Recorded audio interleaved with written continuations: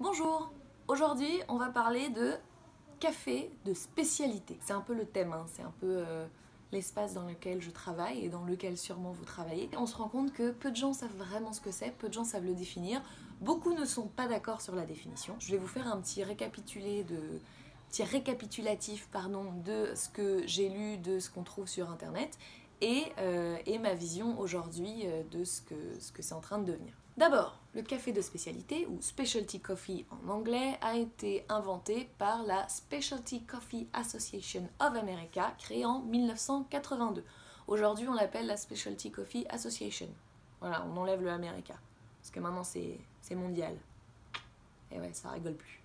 Donc, 1982, ils mettent en place un barème, sur lequel ils vont se baser pour noter tous les cafés, et tous les cafés qui seront notés au-dessus de 80 sur 100 et qui auront moins de 5 défauts de catégorie 1 ou 2, je ne sais plus, par échantillon de 300 grammes, ça fait pas beaucoup, hein.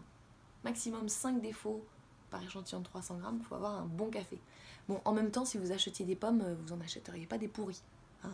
Donc jusque-là, c'est logique. Donc, noté au-dessus de 80 sur 100, moins de 5 défauts par échantillon de 300 grammes, et il faut que ce soit traçable. On a besoin de savoir d'où ça vient. Comme ça, on sait si le permis a été payé correctement.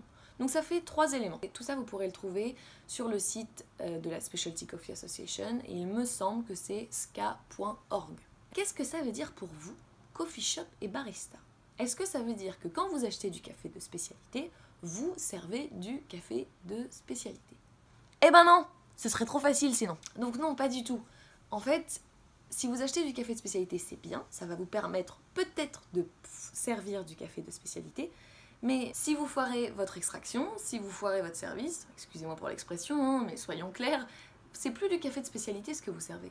Parce qu'une autre chose que la Specialty Coffee Association dit, c'est que le café de spécialité, c'est une exigence de qualité à toutes les étapes de la chaîne du café. Ça veut dire à l'étape de la culture du produit, donc de la culture du produit agricole, du séchage du grain, à l'étape de l'importation, à l'étape de la torréfaction, à l'étape de l'extraction et à l'étape du service. Bon, j'ai simplifié au niveau de la culture, du séchage, tout ça, parce qu'on pourrait parler au niveau de la vente, mais bon, on n'est pas... on va essayer de faire simple.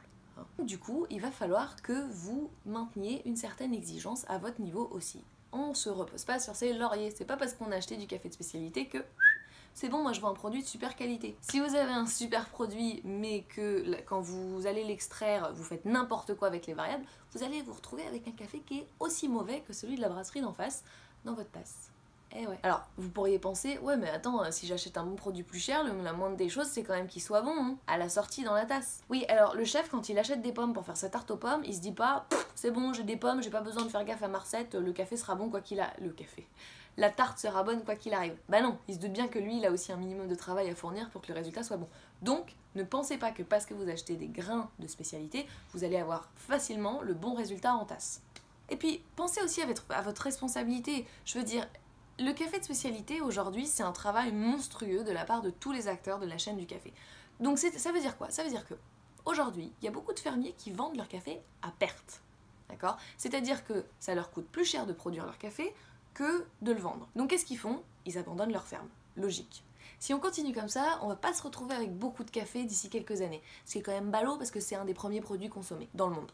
Un des premiers produits consommés dans le monde. Maintenant, qu'est-ce que le café de spécialité propose de faire? Le café de spécialité propose de mieux payer ses fermiers si la qualité est au rendez-vous. Ça veut dire quoi pour les fermiers? Ça veut dire qu'ils ont des gros investissements à faire en termes d'infrastructure pour pouvoir monter la qualité de leur café. Sauf qu'il n'y a pas de garantie en fait. Le café, ce produit extraordinaire, est un produit végétal et capricieux. Par conséquent, c'est pas parce que vous investissez dans des infrastructures que le résultat en tasse sera bon. Les fermiers doivent faire un énorme pari.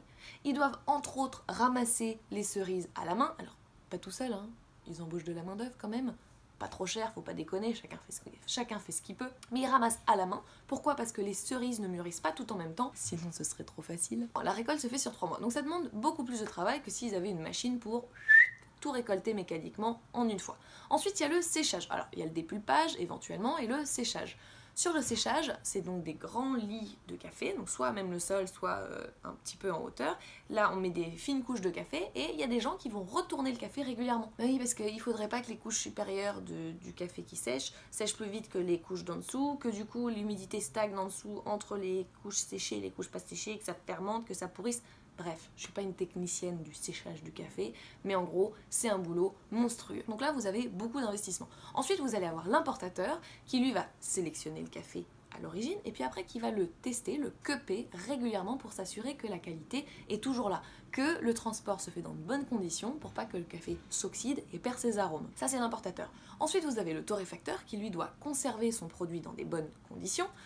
Parce que si le café s'oxyde, si le café vieillit, que ce soit dans l'année de fraîcheur ou que ce soit au-delà, c'est plus du café de spécialité. D'ailleurs, petite note, les torréfacteurs qui vendent du café qui a été noté au-dessus de 80 sur 100, mais qui a plus d'un an et qui a perdu sa fraîcheur, ceux qui le vendent comme un café de spécialité, c'est pas possible en fait. Un café de spécialité, c'est de la qualité et c'est aussi de la fraîcheur. On peut pas vendre un café de spécialité qui a vieilli. Forcément, il a plus la même note, hein. Il a perdu des arômes, donc du coup sur le barème de l'ASCA, ce sera pas pareil. On peut pas vendre un café qui a perdu sa fraîcheur, ça me paraît logique. Un café de spécialité est noté sur le barème de l'ASCA, avec certains points qui donnent des notes aux arômes, à l'aspect aromatique du café. Si le café vieillit, il perd en arôme, il perd donc en points. Torréfacteur, arrêtez de nous vendre des produits qui sont trop vieux. Hein, je parle en connaissance de cause. Donc le torréfacteur, lui, il achète son café, il le stocke dans des conditions idéalement correcte, c'est-à-dire avec une humidité contrôlée, une température contrôlée pour que le café se conserve au mieux. Ensuite, il le torréfie, et alors là, il y en a qui rêvent d'être torréfacteur. Alors, vous êtes tout seul derrière votre torréfacteur. Si vous aimez votre métier de barista, parce qu'il y a la notion de service, oubliez le métier de torréfacteur. Mais vous avez 25 000 grains dans un batch que vous torréfiez. Donc, quand vous faites votre torréfaction, dans une broche de torréfaction, un batch de torréfaction, vous avez 25 000 grains. Eh ben, ils sont tous un petit peu différents, parce qu'encore une fois, le café étant un produit végétal, c'est loin d'être tout identique. Voilà. Donc là, il faut qu'il torréfie ce batch de manière homogène. Ben, ça demande des sacrées compétences, moi je peux vous le dire, et beaucoup de concentration. On a un énorme travail de fait de la part du torréfacteur, et vous derrière, eh ben, faut assumer, et il faut continuer cette chaîne et extraire le café dans lequel tant de gens ont investi énormément d'énergie. Il faut l'extraire de manière à respecter et honorer le travail des autres et le profil aromatique du café. Et ensuite, évidemment, le servir avec le sourire. Parce que si vous faites la gueule, votre client, il va pas forcément apprécier le café de la même façon. Donc le café de spécialité, c'est quoi? C'est un café noté au-dessus de 80 sur 100 d'après le barème de l'ASCA, un café qui a moins de 5 défauts par échantillon de 300 grammes, un café qui est traçable, ce qui nous permet de savoir si le fermier a effectivement été payé correctement. Ça nous permet de, si jamais on avait envie comme ça, de contrôler les systèmes qui ont été mis en place dans la ferme pour sécher le grain, etc., savoir ce qu'il en a été pour pouvoir jauger de la qualité plus facilement. C'est un café qui a été surveillé pendant l'importation, un café qui a été torréfié avec soin dans sa période de fraîcheur, un café qui est extrait de manière équilibrée et maîtrisée et servi avec le sourire. Voilà. Et je pense que c'est à nous tous, en tant que barista, en tant que coffee shop, c'est nous tous dans le pays consommateur de diffuser tous ces messages et d'éduquer les clients, parce que sans le barista, c'est un autre sujet, mais sans le barista, la chaîne de café de spécialité n'a pas de sens. De la même façon que sans les autres acteurs, la chaîne tombe à l'eau. Voilà. Merci d'avoir regardé jusqu'au bout. C'était une vidéo un peu dense. J'espère qu'elle vous a éclairci sur certains points. Si vous avez des questions, des réflexions, commentaires, n'hésitez pas à marquer sous la vidéo. Et je vous dis à bientôt.